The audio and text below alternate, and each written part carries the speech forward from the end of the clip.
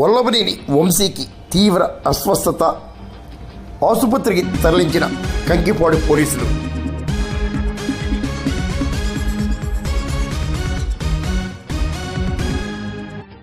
మాజీ ఎమ్మెల్యే వల్లభనేని వంశీ తీవ్ర అస్వస్థతకు గురయ్యారు. ఊపిరి తీసుకోవడానికి ఇబ్బంది పడటంతో కంకిపాడు పోలీస్ స్టేషన్ నుండి హుటాహుటిన ఆసుపత్రికి వంశీని పోలీసులు తరలించారు. కంకిపాడు ప్రభుత్వ ఆసుపత్రిలో వంశీకి వైద్య బృందాలు ప్రత్యేక పరీక్షలు కూడా నిర్వహించడం జరిగింది.